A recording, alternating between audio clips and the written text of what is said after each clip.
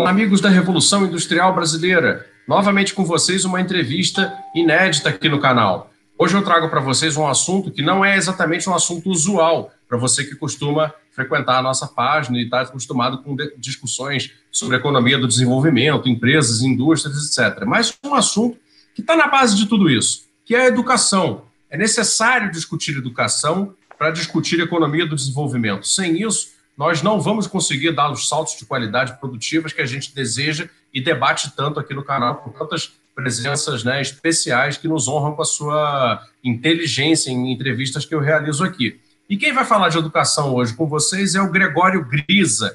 Ele é doutor em educação, pedagogo de formação e professor do Instituto Federal do Rio Grande do Sul. Gregório, eu queria te agradecer pela oportunidade de te entrevistar aqui no canal e já indico aí a primeira pergunta, que seria a respeito do Fundeb, né, o Fundo de Desenvolvimento da Educação Básica. Faz mais ou menos uma semana e meia, o Brasil estava em polvorosa com esse tema. Houve um grande conflito lá no Congresso Nacional, a sociedade pressionou, exigiu umas certas posições. E eu queria que você explicasse primeiro o que estava em jogo e qual foi o resultado desse embate pelo Fundeb no Congresso. Muito obrigado, a palavra é sua. Olá, Fausto, e a todos que nos prestigiam. Agradeço o convite para conversar no seu canal sobre educação. Bom, a gente teve, como você bem introduziu, né, esse período dos últimos 15 dias em que o Fundeb virou pauta, né, da imprensa, virou pauta do debate público em função da sua votação na Câmara Federal. A gente tem um fundo, que é o Fundeb, ligado à educação básica, que constitui 27 fundos, um de cada estado e um do Distrito Federal, para manutenção e desenvolvimento de ensino da educação básica, né? Ele é de 2006, foi regulamentado em 2007 e findava, né, ou melhor, finda em 31 de dezembro desse ano. Daí toda a mobilização para que a aprovação ocorresse na Câmara de uma PEC que torna o Fundeb permanente. Antes ele estava nas disposições transitórias da Constituição Federal e, conforme a aprovação, que precisa ser chancelada pelo Senado ainda, né, ele se torna permanente com uma avaliação periódica ali prevista para 10 anos, em média, né? Primeiro em 2026, mais curto, mas depois em 10 anos. O Fundeb ele é uma política pública ampliada de um outro fundo chamado Fundef, o Fundo da Educação, do Ensino Fundamental dos anos 90. Né? A educação básica brasileira é composta por 3 etapas: a educação infantil, fundamental e médio.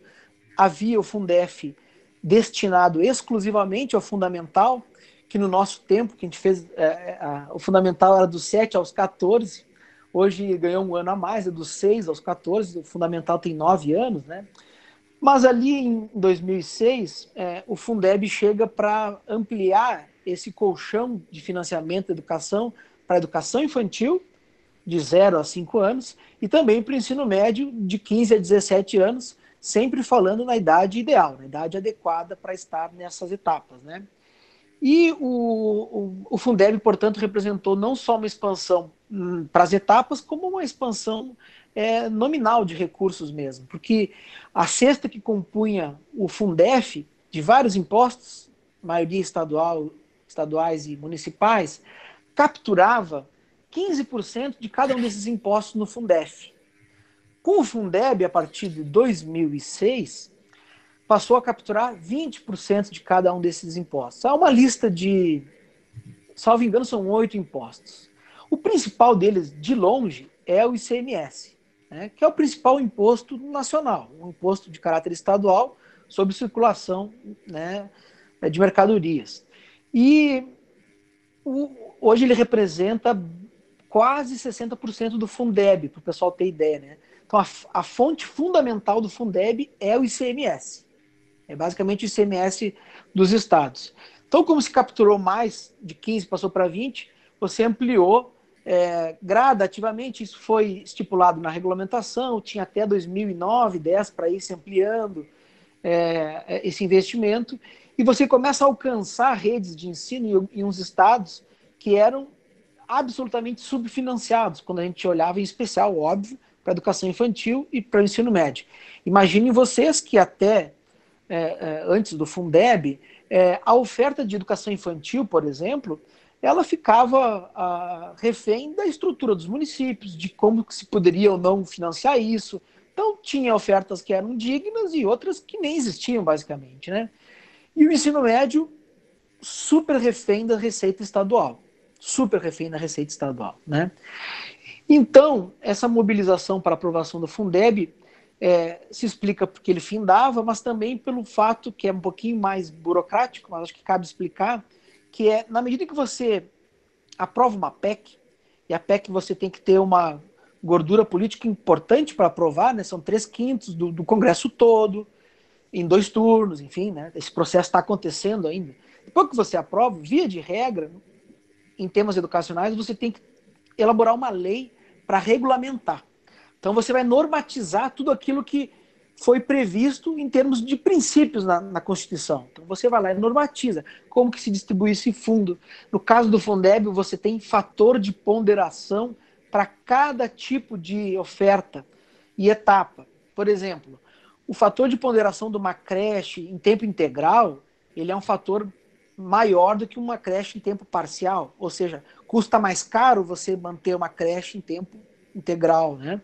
O fator que envolve a educação quilombola, a educação especial, a EJA, são fatores de ponderação que são diferentes, porque tem custos diferentes dessas ofertas, né?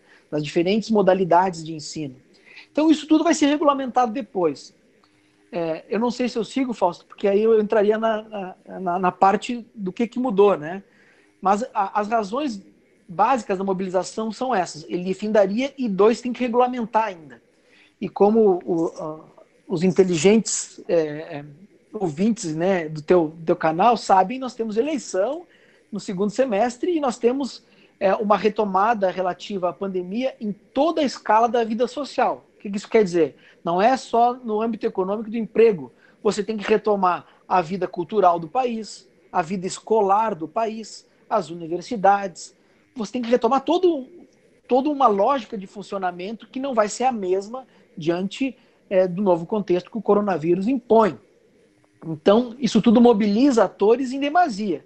Imagine você se os docentes brasileiros, né, os gestores educacionais brasileiros vão ter tempo para ficar numa luta de meses no Congresso, enquanto as escolas têm que voltar, a cidade tem que se mobilizar, os estados têm que planejar todo o seu retorno. Então, se tem muito receio ainda, eu acho que isso não vai acontecer, mas se tem muito receio de que essa regulamentação seja feita por medida provisória, por exemplo.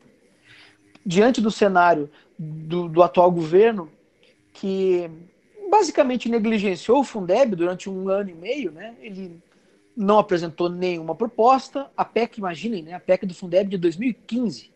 Então, a PEC tem 5 anos de existência e 3 anos de orgânico debate com a sociedade civil, né?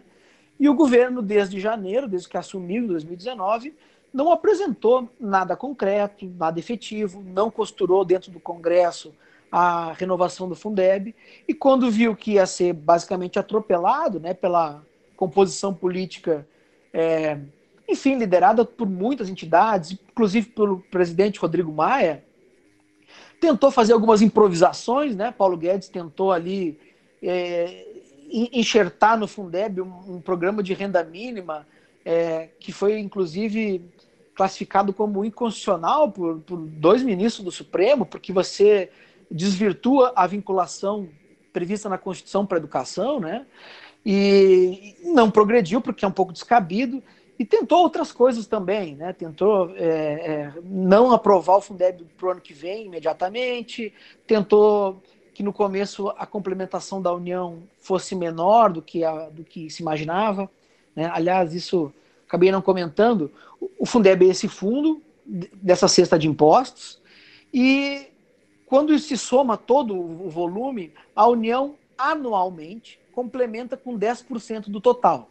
Então, assim, grosso modo, o Fundeb dá 150 bilhões por ano e a União entra com 15 bilhões anualmente para complementar, basicamente, a redes de estados que não conseguem atingir um mínimo aluno que é definido todo mês de janeiro, todo início do ano, é definido um valor mínimo por aluno.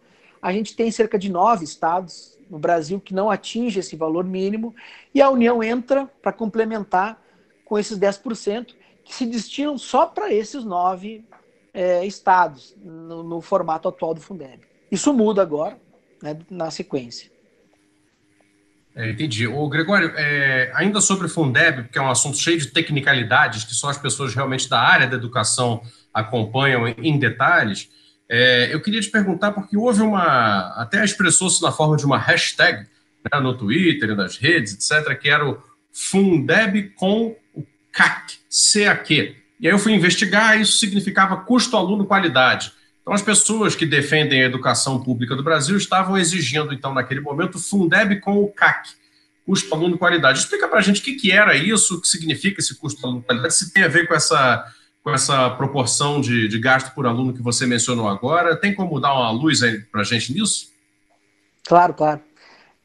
O CAQ, custo aluno qualidade, é um conceito que foi aprovado no Plano Nacional de Educação. Nós temos um plano no Brasil que é decenal, ele dura 10 anos, foi aprovado em 2014, para durar até 2024, e ele é constituído por 20 metas para se alcançar, referentes a todas as etapas da educação infantil até a pós-graduação, e ele também, cada uma dessas metas, das 20, consta um conjunto de estratégias. O CAQ, ele prevê um conjunto de insumos mínimos necessários para se garantir um outro conceito, que é o padrão mínimo de qualidade. Conceito esse que você vai encontrar tanto na Constituição Federal quanto na LDB de 96, que é a Lei de Diretrizes e Bases da Educação, de 1996.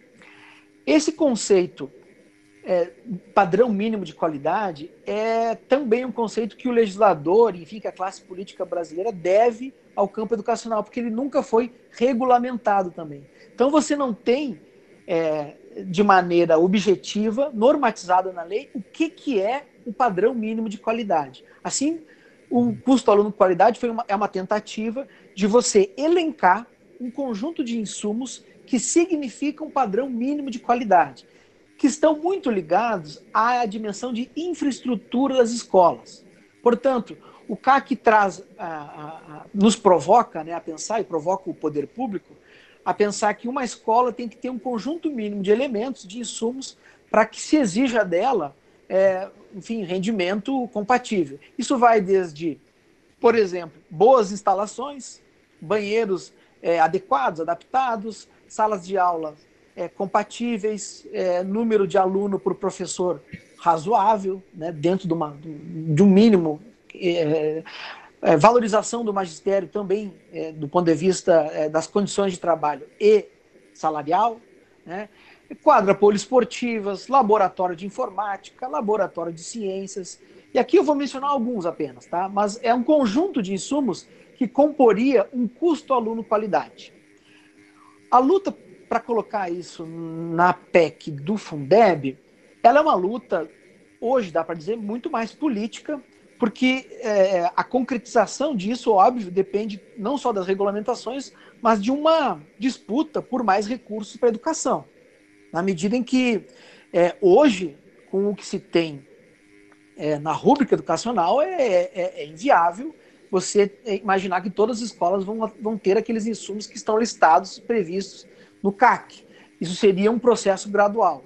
Inclusive, para quem tem interesse, basta ir nos dados do censo escolar, do INEP, que a gente vê com muita facilidade quais são as características gerais das escolas brasileiras. Nós temos gargalos muito profundos de infraestrutura nas escolas brasileiras, né? E aí, portanto, esse é um elemento mais político que agora vai ser normatizado também. Então a disputa vai ser mais intensa ainda. Se o pessoal achou que foi disputado agora, o CAQ vai ter que ser normatizado de maneira mais precisa também, né, com inspiração no PNE, que eu comentei, que é o Plano Nacional de Educação, e o padrão mínimo de qualidade é uma demanda do setor educacional de décadas. Né, você definir em lei, por quê? Porque aí você tem parâmetros para você começar a avaliar de maneira mais pormenorizada essa relação entre recurso na educação, investimento em educação e aprendizagem ou rendimento dos alunos em avaliações em grande escala. Porque aqui a gente tem um problemão, que é o seguinte, via de regra, isso é muito usual entre os economistas, se cruza uma linha linear entre, ou se quer encontrar uma relação de causa e efeito entre o investimento por aluno, os recursos por aluno e a aprendizagem desse estudante no IDEB, no PISA ou numa avaliação semelhante, né? E aqui nós temos muitas variáveis que se cruzam e não são percebidas, primeiro, não são percebidas na média, usar média de gasto por aluno, média de investimento por cidade, média da rede estadual de não sei onde. Média é um problemão em educação, porque a média ela esconde muito mais coisas do que ela agrega. E aí, eu não estou dizendo para parar de usar a média. Eu acho que a média é sempre um bom começo de debate, um bom começo de conversa. Mas nós temos que entrar no microdado e na minúcia, porque há um conjunto de variáveis que ela não, como eu falei, que ela não compreende. E quando você cruza ou quer fazer essa relação direta entre custo, aluno e rendimento, você está desconsiderando um conjunto de elementos que, especialmente na realidade brasileira, influenciam muito no desempenho dos alunos. Eu estou falando e principalmente, né, eu vou falar por ordem de grandeza da variável determinante, vamos dizer assim. Você está falando de condições socioeconômicas, é um elemento determinante, né? Depois nós poderíamos ir para o que o Bourdieu chama de capital cultural, o capital simbólico dessas famílias, que está muito relacionado a condições socioeconômicas, nem sempre, mas está muito relacionado, né? Depois você vai para condições familiares mesmo e domiciliares de estudo. Então, assim, por vezes, mesmo dentro da classe média, que aí vamos tomar uma família de 3 a 7, 8 salários mínimos, né, per capita, dentro desse recorte você tem condições domiciliares de estudos por vezes diferentes. Né? Você tem mesmo condições, aliás, domicílios, em que, por exemplo, a presença da violência doméstica existe, e outro não necessariamente. Enfim, né? Outra variável que importa muito para a aprendizagem alcançado um mínimo razoável de investimento, a alocação desses recursos nas escolas. Isso é fundamental. E a área econômica gosta muito de debater isso, eu sei, isso é importante. Então, assim, a partir de um certo patamar, se você quer falar de aprendizagem, que é uma variável da educação, a alocação da gestão focada em gestão de sala de aula, em foco na alfabetização, em todo um universo de coisas, ela tem muita influência no resultado. Agora, se tu falar em fluxo escolar, que quer dizer uma menor reprovação, uma distorção idade série menor, que é uma outra variável, aí você não está falando tanto em alocação, entende? As distinções. Ou se você está falando em abandono escolar. O abandono escolar, a alocação não é tão determinante também, porque o abandono é uma variável muito determinada por dimensões extra-escola. Quando vai para a adolescência, né, dimensões do mercado de trabalho, da informalidade, da precarização da família, dimensão, inclusive, do planejamento futuro dos estudantes, né, do que ele vislumbra ter do ponto de vista da escolaridade, se é só o ensino médio, se o fundamental já está bom. Nós temos no Brasil uma distribuição muito caótica do mercado de trabalho que premia realmente um tanto aqueles trabalhadores formais do ensino superior e premia muito em relação ao ensino médio, né? Mas quando você olha ensino médio e ensino médio incompleto, não tem tanta diferença, ou mesmo ensino médio e ensino fundamental completo em algumas áreas da economia, diferença muito pequena. Então, vamos dizer, aqueles que gostam muito da ideia da teoria da ação racional, como é que chama? Não sei se é esse o termo, né? Se o meu colega, eu estou com 23 anos, o meu colega está com ensino médio, meu colega de trabalho ganha 1.200, eu estou ganhando 1.100, eu não vou ficar mais 3 anos na escola por R$ 100 se o meu salário é um pouquinho menos. Então, tem esse cálculo também, né, na juventude, né? Em especial na juventude que tem um índice de desemprego maior que a média das outras idades. Então, ele se alocou, conseguiu, ele não vai muito voltar para o ensino médio para... Né? Então, eu chamaria muita atenção para isso. Eu fiz uma digressão grande agora, mas a ideia de que é muito complicado e as chances de errar são maiores do que as chances de acertar se você cruzar uma linha só em médias e quiser achar causa e efeito para custo aluno e aprendizagem necessariamente. Né? Necessariamente. A gente tem muitas pesquisas dizendo que essas pontas dificilmente se ligam quando tu quer encontrar evidências, não é bem assim para tu concatenar elas, e que há pesquisas também dizendo que há um valor, girava em torno de R$ 4.300 por aluno em 2015, e esses trabalhos são mais consolidados, há um valor mínimo para você conseguir indicadores satisfatórios do IDEB, por exemplo. A partir desse valor, você vê disparidades. Então, assim, você vai ter rede que investe 10 mil e tem um rendimento pior do que uma rede que investe 6 mil. Você vai encontrar isso. Agora, para ter indicador satisfatório, o mínimo é de R$ 4.300, era em 2015. O problema é que quase metade das nossas redes no Brasil não chegava a esse valor em 2015. Aí está a importância do Fundeb e da ampliação da complementação da União, que passou de 10% para 23% agora na nova aprovação. Gregório, interessantíssima a tua análise, realmente confirma-se aquilo que eu falei antes na anterior pergunta, de que a educação realmente é um mundo meio que à parte. A discussão dentro dela é muito sofisticada, é muito detalhada, e me sinto até bastante feliz de poder trazer isso para um público que não é de educadores, né? O meu público é um monte de militantes de economia, né? Pessoas de outras áreas. Mas, tentando relacionar mais um pouco essa questão do financiamento da educação pública, né?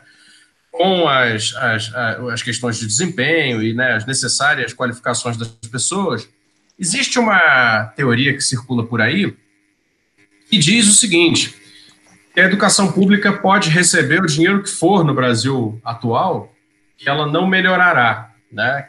Pode ser abrir uma mangueira de dinheiro para a educação, que o que importa mesmo é ela melhorar a gestão, a técnica pedagógica. Eu não sei exatamente o que essas pessoas defendem, mas eles dizem isso. E, por outro lado, existe um argumento que é onde eu me filio, né? Quero deixar isso claro, que é o contrário, quer dizer, existe, né, um subfinanciamento crônico, né, das atividades constitucionais, né, vinculadas a atendimento de direitos sociais, notadamente saúde e educação, no Brasil desde a Constituição, que vinculou esses recursos, mas eles jamais chegaram ao nível que precisariam chegar. Portanto, existe subfinanciamento, isso seria a minha opinião.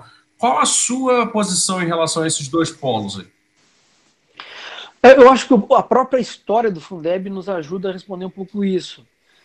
Primeiro, há sim um crônico subfinanciamento, mas histórico subfinanciamento também. Se você pegar um gasto por aluno no Brasil, para começar a ser chamado de razoável ou digno, a gente está falando, primeiro, de uma transição que se inicia na virada do século para cá, e se intensifica com o Fundeb. Como eu falei a vocês, o Fundeb é de 2006. Né? Então, há sim um aumento do gasto por aluno no Brasil de 2000 para cá, mas ele se intensifica com a implementação do Fundeb. Então, assim, os nossos sistemas de ensino nacional, eles são de implementação tardia. O que isso significa? Enquanto outros países do mundo, inclusive vizinhos, já tinham seus sistemas consolidados, o Brasil vai conseguir universalizar o ensino fundamental também na virada do século. O que é universalizar? É garantir acesso a vagas de 7 a 14 anos no ano 2000, a partir do ano 2000 e poucos ali, né? E o Brasil, como eu também disse, passa a pensar o financiamento da etapa 1 e a etapa 3 da educação básica, infantil e médio, de forma muito recente, né? Então, assim, a gente, a partir do momento que começou a se ampliar o recurso da educação por aluno, destinado via Fundeb, mas não só, o Fundeb é o principal veículo quando você olha para a educação básica, e o veículo ele se traduz muito em salário, por quê? Porque o Fundeb é o fundo da educação básica, mas de valorização dos profissionais, está no nome, inclusive, dele, é um nome longo, fundo de financiamento da educação básica e valorização dos profissionais do magistério. O foco do Fundeb é muito reduzir a discrepância salarial que existe entre professores com curso superior e todos os outros profissionais com a mesma titulação no mercado de trabalho. Hoje, o professor ganha em média 70% do que ganham os outros profissionais ainda. Mas, em 2008, se aprovou um piso nacional do magistério no Brasil, graças ao Fundeb, que vem reajustando o piso do magistério brasileiro desde lá. Ainda assim, hoje nós temos um dos piores salários da América Latina. Nos dados da OCDE, com mais de 40 países, a gente é o penúltimo colocado ainda na média salarial da educação básica. Então, assim, a gente tem uma defasagem histórica, inclusive do ponto de vista salarial. Mas esse aumento de investimento, quando a gente olha exclusivamente para a complementação da União que eu te falei, os estados que recebem são basicamente 2 do Norte e 7 do Nordeste. São os estados mais pobres, né? De 2010 para cá, quando a gente olha o IDEB, que é o indicador da educação básica que congrega a proficiência em português e matemática e o fluxo escolar, quer dizer, a aprovação e reprovação das escolas e redes, a gente atinge todas as metas no ensino fundamental, parte 1, que são os anos iniciais, até o 5º ano. Então, felizmente, o Brasil atinge todas as metas. O Brasil evolui muito nos anos finais, parte 2, que são os anos finais. Não chega nas metas do IDEB por muito pouco, mas a evolução é significativa. Quando a gente olha a própria ANA, que é a Avaliação Nacional de Alfabetização, nós temos também resultados muito interessantes nos últimos anos em termos de avanço próprio. Agora, educação é uma seara, quando a gente quer como destino, claro, a aprendizagem, que é lenta, né? É muito difícil cobrar que a gente faça de 15 anos para cá, que se investe de maneira mais razoável, né? Ainda assim, investimos 3 vezes menos do que a média da OCDE por aluno. Imagina, eu estou chamando de razoável investir 3 vezes menos que a média da OCDE. Porque eu sei que a gente tem que olhar para o per capita, são países mais ricos, não é uma comparação simples, né? Então, a gente investe aí cerca de 5 mil e pouco, em média, reais por aluno ano, mas lá quando a gente vai para o dólar, paridade de poder de compra, papapá, a gente tem 3 mil dólares e pouquinho, enquanto os Estados Unidos é 15, média do OCDE é 12 e por aí vai. Mas a gente melhorou, em especial quem mais avançou em relação a si mesmo foram justamente os estados do Nordeste, né? Afora o Ceará, que é um caso que tem o melhor IDEB, é um caso muito fora da curva, porque avançou realmente muito em 2 décadas de gestão, de continuidade de gestão pública, né? Tanto em Sobral, que é muito conhecido, como no próprio estado do Ceará, que instituiu uma lei de redistribuição do ICMS, a cota parte dos municípios, com base em indicadores educacionais, coisa que o Fundeb novo institui agora. O Fundeb novo dá 2 anos para que todos os estados brasileiros estipulem uma lei semelhante à do Ceará, porque os resultados são realmente positivos lá, nesse sentido, né? E então há um crescimento de indicadores também. O nosso gargalo maior é o ensino médio, sim, é o ensino médio. O ensino médio, ele é o que menos recebe do bolo, embora cresceu também. O investimento por aluno, ele foi o que menos foi contemplado no bolo todo, né? A gente tem um componente na idade dos jovens no ensino médio que é um complicador, que é a entrada no mercado de trabalho. No Brasil, com essa crônica também característica da informalidade, ela capta a juventude, né? É impressionante. A gente tem o primeiro ano do ensino médio é o maior pico de evasão em toda a educação básica. Então, é claro, nós estamos falando de pessoas com 15 anos, em especial homens pobres e de grandes periferias, né? Então você tem aí um abandono que, óbvio, hoje são 1,5 milhão, por exemplo, de jovens de 15 a 17 anos que não estão na escola. Isso pouca gente sabe, às vezes o pessoal não acompanha. 1,5 milhão é muita gente, né, de jovens que não estão matriculados. Não é aqueles que estão invadindo agora, por exemplo, na pandemia. Serão mais, né? Então, esse argumento de que não adianta ampliar recursos da educação porque o resultado da aprendizagem não vem, ele primeiro é imediatista, ele desnuda um pouco de desconhecimento da processualidade do avanço dos indicadores educacionais. ele está muito calcado no PISA, que é um exame que se faz aos 15 anos, justamente a idade exclusivamente aos 15 anos, e tem um conjunto de problemas, né? É também uma avaliação importante, através da qual a gente pode começar um bom debate, mas o PISA tem seus problemas, que na última versão ficaram bem mapeados em um conjunto de publicações que questionaram, inclusive, a aplicação por computador que foi realizado no Brasil. Se identificou que muitos alunos brasileiros não respondem à prova, inclusive por não chegar ao fim da questão, por não conseguir completar. As razões, as causas disso são temas de pesquisa interessantes, mas eles não completam, eles não chegam a responder a questão. Então, nem sempre se trata de errar a questão, e sim de não responder a questão. E o PISA também tem uma questão, como eu te disse, de fotografia exclusiva dessa idade. Então tem que ser todo um cuidado para a gente olhar mais para o filme do que para a foto, porque senão é um desastre, é um horror. E nos 3 primeiros anos que o Brasil fez o PISA, o Brasil avançou, estagnou nos últimos 3, realmente, né? Então tem um desafio aí, que é alocativo sim, que é de gestão sim, que é de monitoramento de aprendizagem, políticas que as redes devem pensar, né? Hoje, nesse debate do Fundeb, está muito na moda dizer que o Fundeb também tem que pensar em políticas de aprendizagem e, de novo, tem que ter uma noção de escala aí, né?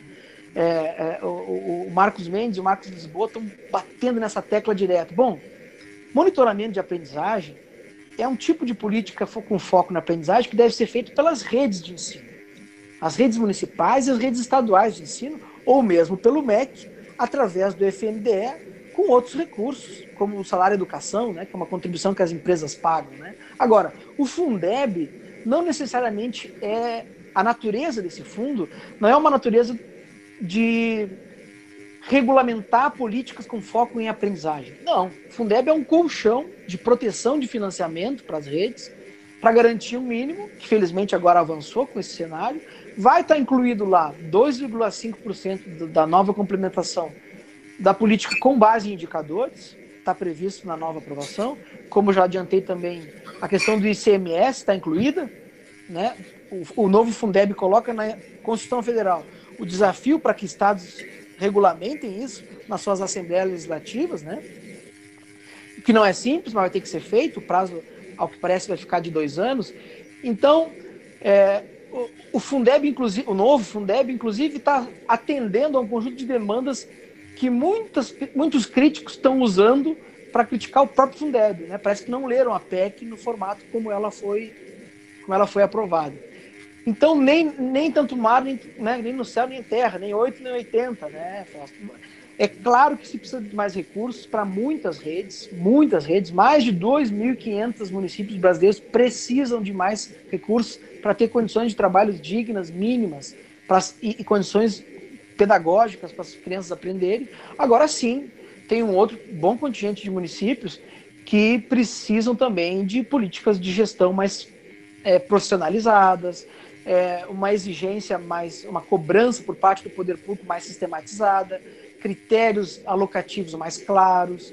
Então, assim, a gente não precisa tratar como pautas que se contrapõem, né? Para mim, são complementares. Perfeito.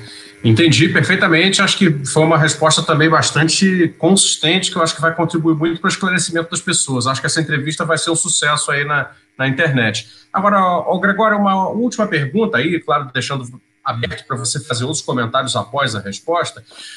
Eu queria saber o seguinte: você mencionou uma pergunta um pouco mais geral. Você mencionou o caso do Ceará, da cidade de Sobral, né, que virou um exemplo nacional, todo mundo comenta, realmente parece, né? Eu nunca estive lá, mas parece que o sistema educacional lá cearense, né, e da cidade de Sobral especificamente, do município, são o que tem de melhor dentro do melhor do Brasil atual. E aí, enfim, eu não conheço muito da história, mas imagino que tem a ver com responsabilidade administrativa, tem a ver com alocação de recursos, mas também com aquela coparticipação de professores, com famílias, né? São coisas que, bom, eu tenho um filho de 7 anos, assim, do lado do pai, você sempre é muito cobrado pela escola de participar da vida escolar. Então, acredito que todas essas coisas componham, né, o melhoramento da educação no seu todo. Eu queria te perguntar, você como especialista que estuda e milita dentro dessa área, o que é uma política pública adequada para a educação pública no Brasil de hoje? Qual seria, na sua visão? Bom, partir talvez do exemplo que tu citou de Sobral, para que as pessoas tenham uma ideia de que, primeiro, não há bala de prata, absolutamente. A educação é um campo das políticas públicas cujo repertório, quizá, seja dos mais complexos, dos mais difíceis, porque você está trabalhando com o ser humano, você depende dos seres humanos, dos profissionais, né? É muito difícil de dizer assim, o vetor fundamental para que se consiga, com certeza, o aprendizado é exclusivamente esse. Não, isso seria panfletário, não existe isso. Agora, há um conjunto, sim, de fatores e experiências exitosas que eu acho que devem inspirar outras e que nos fazem, digamos assim, hoje ter mais certeza sobre passos importantes. Então a literatura está mapeando bem, há evidências sobre isso. Primeiro, também me espelhando no caso de Sobral, né? Continuidade de gestão é algo fundamental na educação. E veja bem, continuidade de gestão não quer dizer as mesmas pessoas, nem o mesmo partido, né? Nem necessariamente o mesmo bloco político. Continuidade de gestão significa consolidar políticas de Estado. Talvez o Fundeb seja uma maior expressão disso. Veja só, o Fundeb ele é oriundo de uma política pública do Fernando Henrique Cardoso, do PSDB, que tinha um foco exclusivo, que o PT foi contra na época, inclusive, exatamente por isso. Enfim, o PT argumentava que tinha que ser maior, tinha que ser um Fundeb já nos anos 90, a equipe econômica dizia que não existia perna para isso, e se fez o Fundef. O Fundef foi um avanço. O Fundeb, 10 anos depois, foi um avanço maior ainda. O que se conquista com a constitucionalização agora é transformar o Fundeb em política de Estado.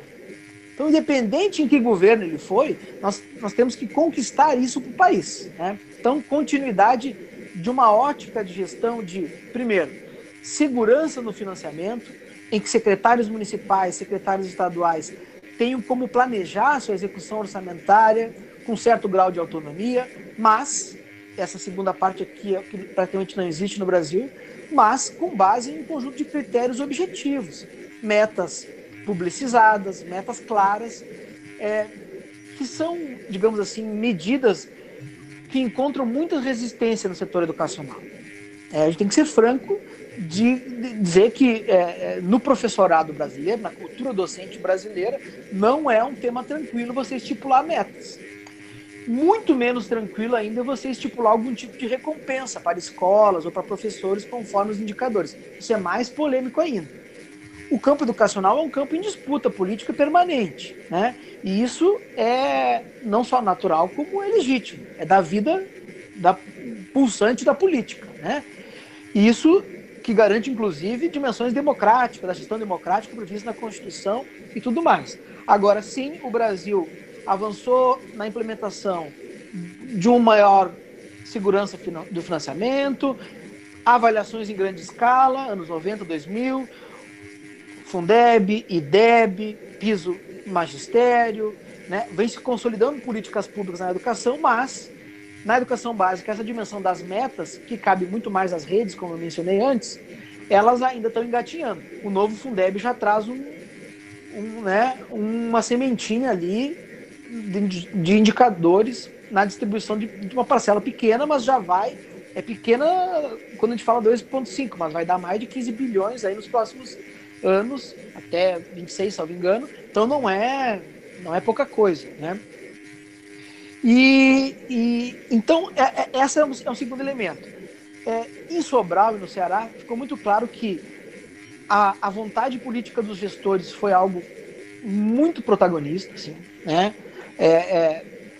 Faça a crítica que se faça, realmente, PDT, PSB, PT, claro que a família Gomes é a que mais vem à frente, mas tem um conjunto amplo de atores sociais, né, que implementaram uma gestão bem profissionalizada na educação, primeiro em Sobral, se espalhando para outras cidades e para o estado. Você tem a comunidade, a sociedade comprando a ideia, então há uma valorização da escola muito grande, formação continuada dos professores feita pelos professores, então não é chamar um grande palestrante uma vez a cada semestre, aquela formação mais de caráter quase que inspirador, assim. Não, isso é importante, é bacana, mas não é isso. Sobral instituiu uma escola municipal de formação continuada semanalmente, tem formação feita por professores mais experientes que apresentam bons resultados, que inclusive escolhem os materiais didáticos. Então, a escolha do material didático, a própria formulação, a coautoria do material didático é fundamental, né? Valorização dos desde a dimensão mais dos prêmios mesmo, da cidade de Pará, do estado do Pará, naquela data X, né, do prefeito homenagear, do governador homenagear, porque isso é simbólico, é importante, mas valorização também através de algumas recompensas, seja em infraestrutura para as escolas, seja bonificação, enfim, salarial mesmo. Esse é um tema bem polêmico, por quê? Porque, embora lá tenha demonstrado que é uma das variáveis que ajudaram a dar certo, tem um monte de bonificação feita Brasil afora e mundo afora que não deram certo. Então tem que ter muito cuidado, né? A bonificação por si só pode instituir um ciclo vicioso de competição meio desordenado, desorganizado, que não é a intenção que uma política educacional tem que ter. Agora, lá, a experiência do Ceará, realmente os indicadores que levaram esse êxito tem na sua composição a bonificação também. Então, tem vários tipos de bonificação. E lá, inclusive, se premia a escola que ajudou escolas com baixo rendimento a avançarem também. Olha que interessante. Então, tem uma dimensão de cooperação aí, de formação continuada. Tem toda uma lógica de distribuição de porcentagem de recursos para ações como essa também. Então, assim, lá teve um foco muito grande na alfabetização, isso é fundamental. Tem gente que critica muito Sobral por uma espécie de obsessão que se estabeleceu em relação à Prova Brasil. O que significa? A Prova Brasil é o indicador que informa o IDEB, prova de matemática e português que o IDEB usa. E lá eles treinam mesmo, assim. Simulado para meninada. Então eles têm IDEB acima de 9 nos anos iniciais. É um IDEB melhor que qualquer escola privada do Brasil. Ninguém chega perto. Então, assim, há uma certa obsessão com a Prova Brasil mesmo, né? Então, é um indicador. Eles estão alfabetizados e realmente têm conhecimento de matemática muito grande. Mas eles são ultra treinados lá, né? Replicar essa experiência em todo lugar é muito difícil. Então, cada contexto tem que canalizar o que daqueles ingredientes que estão mapeados, tem material do Banco Mundial em abundância sobre Sobral e sobre o que pode ser inspirado para a sua realidade, o que não pode, né? Foco na alfabetização, bons materiais didáticos, formação continuada dos professores e, o fundamental, monitoramento frequente da aprendizagem. Então não é você fazer uma avaliação anual ou semestral, não. Eles monitoram como que cada turma, cada escola, cada estudante está em fevereiro, final de fevereiro, meio de março, fim de março, porque com base nessas avaliações, eles montam a formação continuada dos professores e botam foco. É aqui que está o problema. É nas dimensões de raciocínio lógico, é nas dimensões do grafema-fonema lá na alfabetização, e tem o foco, né? Os efeitos econômicos do Ceará é a grande expectativa que nos toma no campo educacional. Por quê? Eles já aparecem com bons indicadores no ensino médio. Como eu disse a vocês, eles são destaque no ensino fundamental. Estão lá os pequenos, né? Crianças de 9 anos, 10 anos, 7 anos, enfim. Agora, o ensino médio está melhorando. Não na mesma velocidade, mas está melhorando. Aumentaram muito lá as escolas em tempo integral. Outra variável que sempre aparece acompanhando bons resultados. Educação em tempo integral significa 7 horas na escola por dia, né? A média brasileira é 4 horas e meia. Então, não chega a 20% no Brasil as escolas que ofertam tempo integral. Então, a gente está engatinhando ainda. É o que eu falava de infraestrutura, lembra? Então, assim, só aí, só na ampliação da carga horária das nossas crianças na escola, já tem onde investir dinheiro pra caramba. Só quando porque as escolas não têm tempo integral porque não tem infraestrutura, não tem sala, não tem prédio para dar conta de receber no outro turno, porque tem estudante que precisa estar lá naquele turno. Então só aí já tem um elemento grande. Agora, a resposta disso na produtividade da economia, no nível de empregabilidade, nível de renda futura, é uma expectativa que todo mundo tem em relação ao Ceará. Realmente o Ceará, do ponto de vista das contas públicas, é um estado bem organizado comparado com outros no Brasil. Realmente não é deficitário do ponto de vista alarmante, assim, é um estado que tem um quadro importante, mas é um estado pobre, é um estado muito pobre, né, do ponto de vista das condições de vida da sua população, né? Hoje, o que está acontecendo de imediato é a meninada top, hoje a cada 100 que passa no ITA, lá, ou coisa do tipo, nessas Olimpíadas de Matemática, 70 é cearense, né? Então, o pessoal está migrando para outros centros urbanos. Então, a nata daquela meninada de 14, 15, 17, 18, 19 anos que está saindo com esse fruto já da conquista, da aprendizagem, não necessariamente está ficando no Ceará, né? Então, está vindo para Rio, São Paulo, Belo Horizonte, Porto Alegre e centros urbanos que permitam a eles vislumbrar um futuro profissional com uma renda maior, né? Então, isso tudo tá por se estudar, né? E é um tema muito complexo, viu, gente? Assim, ó, relacionar diretamente a aprendizagem com produtividade na economia, muito cuidado também. Muito cuidado, né? Porque senão... Eu tenho visto o Ricardo Paes Barros falar muito isso, de que nós estamos estagnados desde a década de 80, sem aumentar nada na produtividade do trabalho, por exemplo. Vejo muitos colegas seus e outros economistas dizendo que não é bem isso, né? A produtividade no Brasil não aumenta como em outros lugares, é verdade, está mais estagnada, mas houve evoluções dos anos 80 para cá, né? Mas nós nos desindustrializamos de modo não só veloz, como na ordem de grandeza algo muito grande, né? Sair de 20 e tantos por cento do PIB para menos de 10 é algo importante, né? Então tem muito esse cuidado de nós vamos formar bons jovens em matemática e português no final do ensino médio, então seremos muito produtivos daqui a vários anos. Não dá para colocar só no colo da educação isso. Não vai ser o único fator. Ajuda muito, ajuda muito. É uma variável importantíssima, né? A sofisticação intelectual, a capacidade de inovação, isso é o que nós devemos perseguir no campo educacional e na política pública. Agora, existe todo, que é o que vocês tratam em especial, né, também no canal, toda uma conjugação com a arquitetura produtiva do país que tem que se conjugar, tem que se combinar, né? A gente, investimento em ciência e tecnologia, investimento certo, né? Investimento correto, não é um qualquer.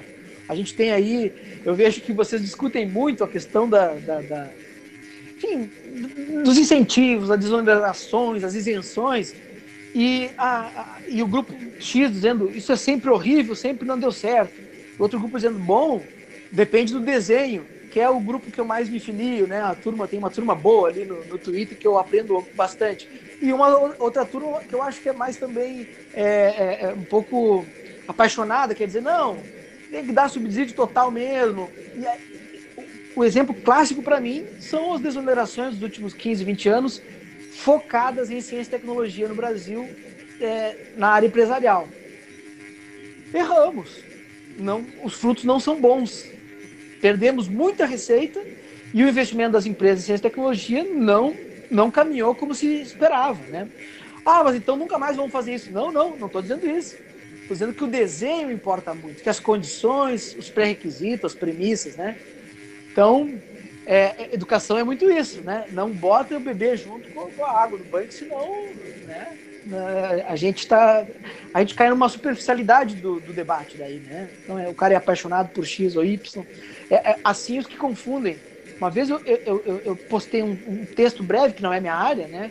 mas dialogando com setores de centro-esquerda, que são os que eu mais me comunico, assim, né? Para a gente diferenciar abertura econômica de livre mercado. Foi um debate muito interessante, porque, sim, os dados mostram que o Brasil é uma economia razoavelmente fechada, mas você tem que entrar no microdado para ver onde, que área, como, por quê, né? E que uma abertura poderia ser positiva em muitas áreas. E outras não necessariamente. O que não tem nada a ver com defender um livre comércio absolutamente aberto, né? Se transformar em algo. Então, essas nuances do debate que vocês bem tratam, existem na educação também, né? Muito bem, tá aí uma entrevista excepcional, mais uma que a gente trouxe aqui. Gregório, eu queria te agradecer pra caramba, foi especial esse tempo que a gente passou junto aqui discutindo educação, um tema que preocupa todo mundo, né? E que é alvo, obviamente, de uma grande disputa de opiniões. Te agradeço e te deixo aberto para você fazer um comentário final, fica à vontade para abordar qualquer tema que quiser, tá bom? E mais uma vez, espero que você volte aqui na Revolução Industrial Brasileira. Com você. Eu que agradeço o teu gentil convite e deixo um grande abraço a quem está nos escutando. Para fins de contextualização, nós estamos falando agora, enfim, indo para o fim de julho, e o Fundeb está no Senado agora, né? A gente torce para que não haja mudanças no texto, para ele ser aprovado diretamente, é uma emenda constitucional. O Fundeb representa um avanço importante, ele vai chegar a 24 estados agora, a complementação da União, antes chegava em 9, como falei, vai ampliar o investimento por aluno até 2026 de maneira bem interessante. Vai resolver todos os nossos problemas? Não, claro que não. Acho que ficou claro na nossa conversa que esse é um primeiro passo, é um colchão de segurança para dar dignidade aos profissionais da educação e para garantir condições de aprendizagem para a maioria dos nossos estudantes. Nós vamos ter aí cerca de 17 milhões de estudantes, né, meninos e meninas, que vão ter uma ampliação do investimento por aluno nas próximas décadas. Isso, digamos assim, tem que ser tomado como uma conquista política, sim. Eu acho que o Congresso fez uma postura muito interessante. O governo tentou desidratar bastante, viu que não daria conta e acabou permitindo um aumento para 23%. Ele vinculou para a educação infantil 5% dentro de uma parcela de 10% dos novos complementos que virão, né, do dinheiro novo, 5% vai ser para a educação infantil, o que é bom, porque o gargalo de matrícula que nos falta ainda é maior na educação infantil, né? Então não há prejuízo nesse sentido.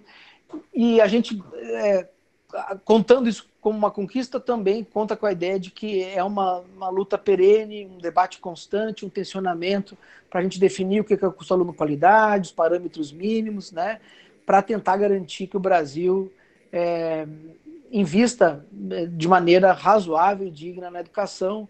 E, por favor, não tomem o PIB, proporção do PIB investido em educação, como o final do debate, queridos economistas. Essa é uma variável muito problemática, inclusive, que deve servir como parâmetro inicial, mas ela esconde muito mais do que ela mostra, né? Quem tiver alguma curiosidade sobre isso, procura lá, @GrisaGregório no Twitter, é a rede que eu mais participo, né?